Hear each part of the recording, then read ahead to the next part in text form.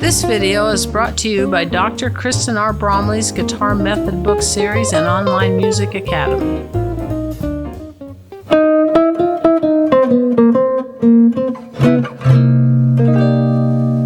Hi, I'm Dr. Kristen Bromley. Welcome to my online academy. It's so great to have you joining me here in these online lessons. This is lesson 30 in this series that is all about jazz guitar. As you know, I love jazz guitar and I'm delighted to bring this course to you. Right now, we are working on improvising over the minor 7th chords. So this is a line upon line fashion progressive course, and we have just been adding in some new jazz language for our improvisation when we're playing over minor 7th chords. So we have been working with two different shapes for our arpeggio shapes. We got one with the root on the 6th string and one with the root on the 5th string. I have those up there for review. If this is the first lesson you're jumping in on, you're probably going to want to check out previous lessons. But it's up here, all those dots are notes for the arpeggio or the chord tone shapes. We've also looked at how we can add the 6th, especially stepwise motion between the flatted 7th and 5th. We've looked at adding the 9th as a chord tone, or the 2nd even as stepwise between that flatted 3rd and the root. We've also looked at adding the 4th, and we can sit on the 4th, or we can use that stepwise between that flatted 3rd and the 5th. We can also create little enclosures with these. Then we started adding some chromatic movement. So we have the root 7 flat 7 movement, or vice versa. We did that in the last lesson. In this lesson, we're actually going to look at how we can go from the 4th to the 3rd to the flatted 3rd, or vice versa. Seems like it wouldn't work, but it actually works really well, and it's something that happens in our bebop language a lot, but we start to see it here in the early eras. And when I say here, we're really working on foundational things that started during the early eras but have continued all the way through what is happening contemporarily now. It's just great to work on these things one element at a time. So we're going to look at bringing this in to our improvisation. I do have with these diagrams the 7th, the 6th, the 2nd, so we can locate these things just as a review. They're up there to situate with what we've already been working on. But the squares around the 3s help us find those natural 3s. So we can find the natural 3 pretty easy if we know where the 4 is. And what we're really wanting to grab here is between the 4, the 3, and the flat 3. So if you find that root and you go up to the 4, we're going to have the 4, 3, flat 3. Or I could just go root, 2, 3, flat 3, 4, if that helps as well. Now we're not really going to use this lower octave with this one, but it's good to know where it's at. So it's okay to throw that 2 in there and practice it that way, or just take the 4, 3, flat 3. That's the piece of the language that we're adding in right there. Now that part, that octave works the same on the 5th string if we take it 1 fret higher. Of course, I'm demonstrating this like I usually do right there at the 8th fret. So I was just in the key of C, now I'm in the key of F. So I could have 1, 2, 3, flat 3, 3, 4. Or I can just practice between that 4, 3, flat 3. And kind of know where that movement is. Now what we're really going to be working on is in the higher position. So back to the 6th string form, if I find my root there on that 10th fret of the 4th string, and I have my flatted 3rd, my natural 3rd, and my 4.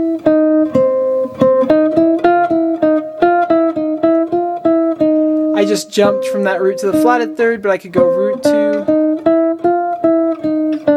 It's a really great thing to do. I could come down from the 5th.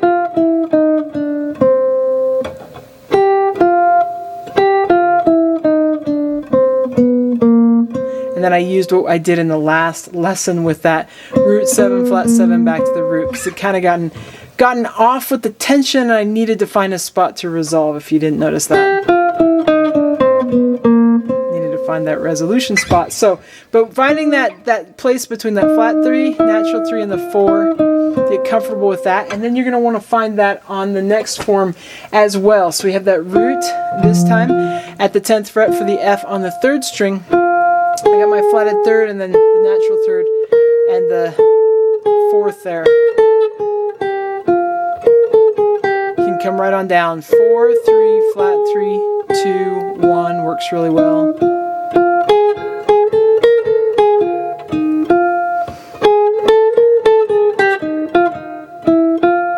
So So I used a little of that natural seventh in there that we had played in the last lesson.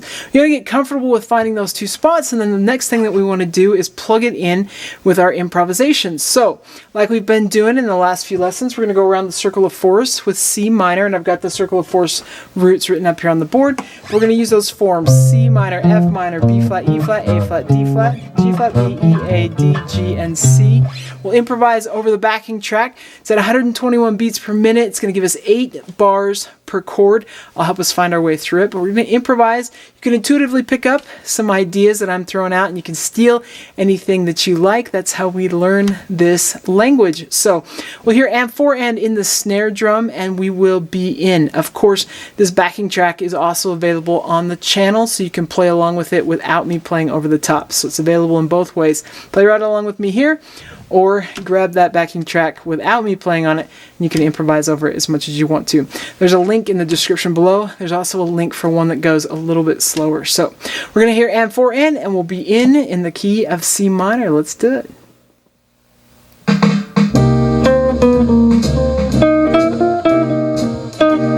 So in C minor,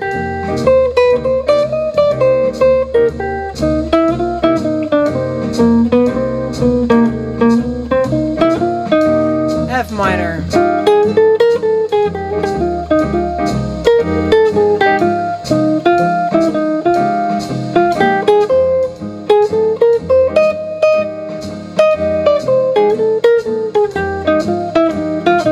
B flat minor,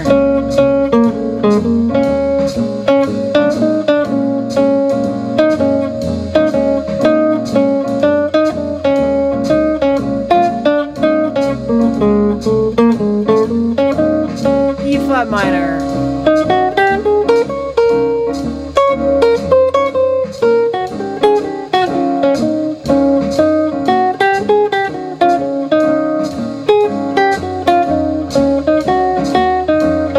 A flat minor,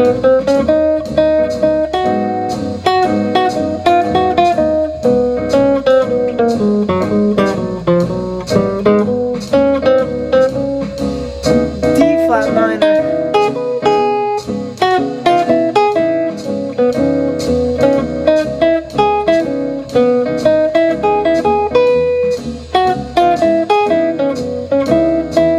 G flat minor,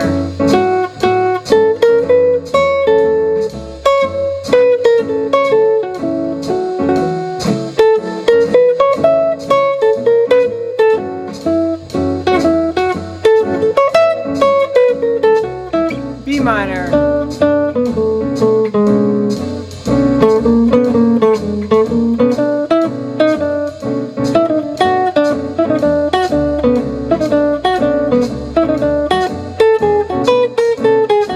and then E minor,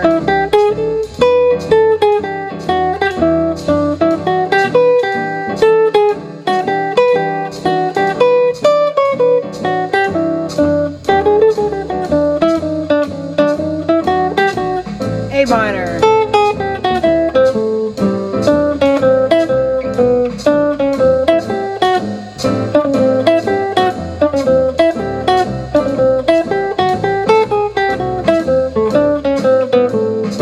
D minor,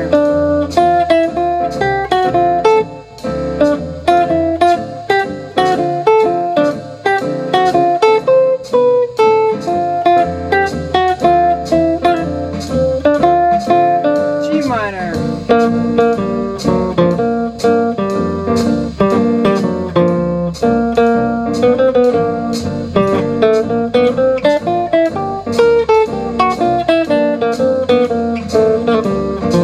and C minor.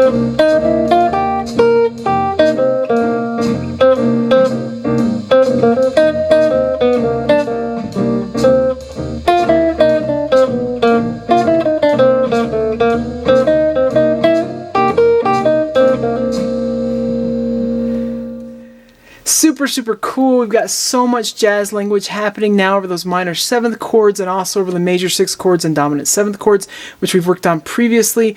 really sets us up. We can play in the early eras of jazz with a lot of language now, and the language also continues. It's setting us up to be able to do a lot more stepwise motion that comes in when we get into the bebop era and everything that has come since. So everything we're working on now continues to exist in the contemporary times. So lots of cool things. In the next lesson, we're going to apply especially what we've been doing with these minor 7th chords to a tune. So we're going to have a tune in a minor key that has a lot of minor 7th chords. It's going to be awesome. We're going to get to apply that there, everything that we've been working on so far in the course, which we love to do. So I'll see you then. These lessons come out on Mondays, Wednesdays, and Fridays. Of course, we also have Technique Tuesdays, Theory Thursdays, and those lessons that come out then. And then on Saturdays right now, we're doing rock, blues, pop, folk improvisation over different types of chord progressions and grooves that happen in that style. So lots of cool things happening right now. And of course, there's hundreds of lessons already on the channel. So lots of places to get help with playing the guitar. Keep having fun, take care, and we'll see you again. If you found this video helpful, please hit the like button and subscribe to the channel. For more in-depth lessons and to progress through a free guitar course, check out my Guitar 101 series on YouTube and my guitar method books, which all come with access to hours of in-depth video lessons. You can find more information about me and my products at kristenbromley.com. Take care.